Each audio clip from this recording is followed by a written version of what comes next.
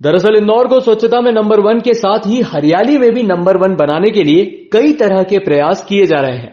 लेकिन पिछले दिनों कैबिनेट मंत्री कैलाश विजयवर्गीय द्वारा सामाजिक संगठनों के साथ मिलकर 51 लाख पौधे रोपने का आह्वान किया गया था।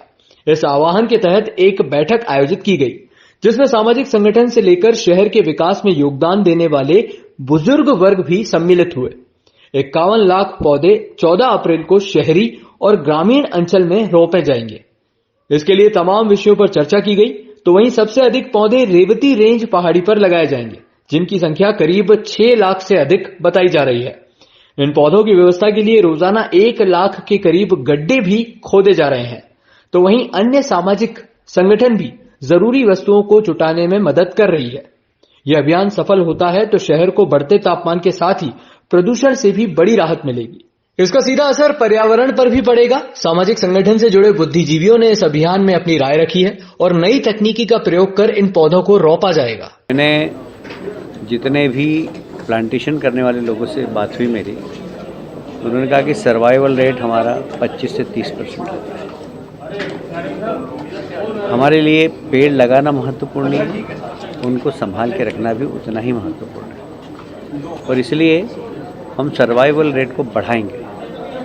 हम कोशिश करेंगे कि सर्वाइवल रेट 70-80% हो, पर इतनी बड़ी संख्या है कि ये कोई एक ग्रुप या सरकार के आधार पर नहीं हो सकता। इसमें समाज को जुड़कर अपनी जिम्मेदारी लेना पड़ेगा। तो मुझे लगता है कि जिस प्रकार शहर में उत्साह है, लोग सामाजिक उत्तरदायित्व को महसूस भी कर रहे हैं और कह रहे हैं। अभी मुझे रमेश गुप्ता जी ने कहा कि आप एक पहाड़ी हमको दे दो, हम वैश्य समाज उसको संभालेगा। एक पहाड़ी सिख समाज ने कहा हमको दे दो, हम संभालेंगे।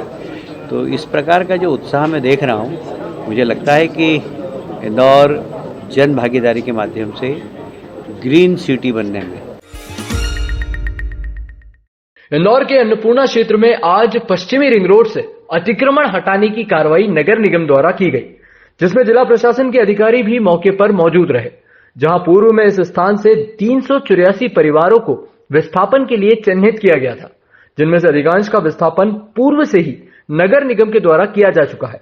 वहीं बचे हुए लोगों का विस्थापन आज किया जा रहा है। साथ ही उनके द्वारा किए गए अस्थायी निर्माण को भी नगर निगम के द्वारा हटाने की कार्रवाई की गई। साथ ही यहाँ के रहवासियों के द्वारा एक चौपाटी भी स्थापित कर ली गई थी, जिसे भी नगर निगम के द्वारा हटाया गया। इस दौरान छुटपुट विवाद की घटनाएं भी सामने आई।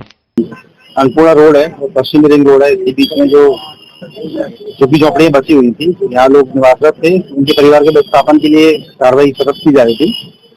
कुल 384 परिवार थे, जिनको ताप्ती परिसर में फ्लैट दिए हैं। उसमें से अधिकांश परिवारों द्वारा अपना सामान और शिफ्ट कर लिया और वो शिफ्ट हो गए। तो शेष बचे थे, आज उनको विस्थापित कर रहे हैं और इसी के तहत ये रिमूवल की कार्रवाई यहाँ संचालित। इंदौर रेलवे स्टेशन पर ट्रेन की बोगी में मिली युवती की 2 टुकड़ों में लाश की गुत्थी अभी तक सुलझी नहीं है। इंदौर जीआरपी पुलिस लगातार अलग अलग रेलवे स्टेशनों के सीसीटीवी फुटेज खंगाल रही है। वहीं रविवार को ऋषिकेश में कटे हुए हाथ और पैर मिले थे। हाथ पर मीराबेन गोपाल भाई गुदा हुआ मिला। जहां इंदौर जीआरपी पुलिस लगातार इस नाम की युवती की गुमशुदगी अलग अलग थाना क्षेत्र में खोज रही है। फिलहाल पुलिस को सफलता नहीं मिली है। अब जीआरपी पुलिस ने मृत युवती की जानकारी देने वाले लोगों को 10,000 रुपए का इनाम देने की घोषणा कर दी है। रेलवे एसपी संतोष कोरी के मुताबिक युवती का मर्डर मिस्ट्री के लिए 2 टीम का गठन किया गया है, जो अलग अलग रेलवे स्टेशन में सीसीटीवी और संदिग्ध लोगों से पूछताछ कर रही है। ये 8 तारीख को हमको नागदा महू पैसेंजर में कुछ पार्टी के पॉट्स मिले थे, जो कि ट्रॉली बैग में थे और एक आटे का जो कट्टा था उसमें था। तो उसमें बॉडी का ऊपर का पार्ट मिला था, उसके हाथ पैर नहीं मिले थे और उसमें आइडेंटिफिकेशन के ऐसे कोई बहुत हमारे को साइन नहीं मिले थे।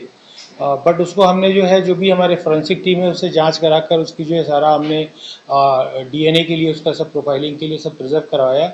उसके बाद फिर हमने जब जांच शुरू की तो हमने उसको फोकस किया था पहले महू स्टेशन पे और जहाँ से ट्रेन बन के चली थी वहाँ से। बाद में जो है दूसरे दिन इसका जो है बाकी का हाथ और पैर जो बॉडी पार्ट है, ये योगनगरी एक्सप्रेस चलती है लक्ष्मीबाई नगर से। ये ट्रेन चल के पहुंची ऋषिकेश।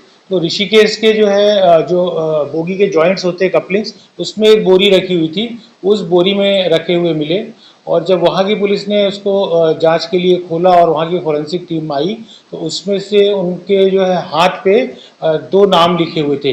एक तो जो है मीराबेन लिखा हुआ था और गोपाल भाई। तो इस आधार पे हमें थोड़ा सा ये उसको क्लू लेके हमने कोशिश की कि ऐसे कौन लोग लिखते हैं। इंदौर के परदेसीपुरा थाना क्षेत्र में दुष्कर्म के मामले में फरार हुए आरोपी को पुलिस ने चंद घंटे में दोबारा गिरफ्तार कर लिया, जिसमें आरोपी द्वारा किराए पर ली गई ई रिक्शा को मालिक तक पहुंचाने की चिंता में आरोपी थाने की छत से पेड़ के माध्यम से फरार हुआ था। पूरे मामले में डीसीपी के मुताबिक मई माह में पीड़िता द्वारा शेख नामक व्यक्ति के खिलाफ दुष्कर्म सहित विभिन्न धाराओं में केस दर्ज करवाया गया था। इसके बाद आरोपी पीड़िता से दोबारा से मुलाकात करने के लिए पहुंचने वाला था। जब पुलिस को सूचना मिली तो पुलिस ने आरोपी को दबोच लिया और फिर उसे थाने लाकर तमाम पूछताछ की जा रही थी, लेकिन थाने की छत से लगे हुए पेड़ के द्वारा वो भाग गया और बीती रात को उसे चंदन नगर क्षेत्र से दोबारा पुलिस द्वारा गिरफ्तार कर लिया गया। फरार होने की कहानी को लेकर पूछताछ में उसने बताया कि एक अन्य व्यक्ति से उसने ई रिक्शा 450 रुपए प्रतिदिन के हिसाब से किराए पर ली थी, लेकिन पुलिस ने उसे बीच रास्ते से ही पकड़ लिया और उसकी रिक्शा रोड पर ही खड़ी रह गई और उसे ई रिक्शा की चिंता सता रही थी। और हुआ ये कि इस कारण से वो थाने से भाग गया था, लेकिन अब उसने ई रिक्शा उसके मालिक तक पहुंचा दी है। तो वहीं पुलिस अब उसे अन्य पहलुओं पर भी पूछताछ में जुटी हुई है। पुलिस थाने की अभिरक्षा से वह एक किसी प्रकार से भाग निकला था, जिसके बाद में एक मुकदमा पंजीबद्ध किया गया उसके खिलाफ में और कल देर रात में उसको इंदौर में ही उसको गिरफ्तार किया गया है और उसकी गिरफ्तारियां सुनिश्चित कराई गई है। तो आरोपी ने खुद पिस्टल निकालने का पुलिस को फोन किया था और उसके बाद जी आरोपी का एक ई रिक्शा चलाने का काम था, उसको ई रिक्शा उसका नहीं मिल रहा था। इस चिंता में रह करके उसने ये निर्णय लिया था कि मुझे उस रिक्शा का पता करना है, इसलिए उसने भागने का प्लान बनाया था। इंदौर में संपत्ति को लेकर एक ही परिवार के 2 भाई आपस में आमने सामने होते हुए नजर आ रहे हैं। इसी के तहत छोटे भाई के बड़े भाई को नकली पिस्तौल से धमकाते हुए विवाद करने की घटना सामने आई है। पूरी वारदात सीसीटीवी कैमरा में कैद हो गई है। तो वहीं बड़े भाई ने छोटे भाई को समझाने के बावजूद भी धमकाने के कारण थाने पर आपराधिक प्रकरण दर्ज करवाया है। जी हां, पूरा मामला है राजेंद्र नगर थाना क्षेत्र का, जहां पर रहने वाले अशोक रहेजा द्वारा शिकायत दर्ज करवाई गई कि उनका स्वयं का छोटा भाई इंद्र कुमार पैतृक संपत्ति को लेकर आए दिन विवाद करता है, जिसको लेकर कई तरह की समस्याओं का सामना परिवार को करना पड़ रहा है। पिछले दिनों घर के बाहर आकर एक पिस्तौल से छोटे भाई द्वारा उसे धमकाया भी गया और जान से मारने की धमकी देने के साथ ही बेटे अमित को देवास नाके पर स्थित गोदाम पर जाने की धमकी देते हुए अपशब्दों का प्रयोग किया गया। इसके बाद धारा सहाना बड़े भाई का परिवार थाने पहुंचे और पूरे मामले में शिकायत दर्ज करवाई। पुलिस ने शुरुआती दौर में तो पारिवारिक मामला होने के कारण प्रकरण में टालम टोली की, लेकिन जब मामला बढ़ रहा था तो तुरंत छोटे भाई को गिरफ्तार कर लिया गया। लेकिन उसके पास से जो पिस्तौल मिली है वो पूरी तरह से नकली है, जो कि सीसीटीवी में भी नजर आ रही है। फिलहाल पूरे मामले में पुलिस जांच में जुटी हुई है। पिस्तौल से धमकाए जाने वाला वीडियो है वो बसंतपुरी थाना राजेंद्र नगर क्षेत्र का ही वीडियो है, जिसमें फरियादी अशोक रहेजा की तरफ से हमने एक एफआईआर दर्ज की है, जिसमें उसका ही भाई उसको कोई प्रॉपर्टी का उन दोनों का आपस का विवाद चल रहा है, उसने उसको पिस्टल दिखा के घर के सामने डराने के लिए आया था। बाद इसके हमने आरोपी को गिरफ्तार किया, राउंड अप किया, उसमें देखा जो पाया गया है कि वो पिस्टल जो है वो नकली है, जिसे जब्त किया गया है। इसके बाद उस पर एक और मुकदमा 294 506 के तहत हमने दर्ज किया।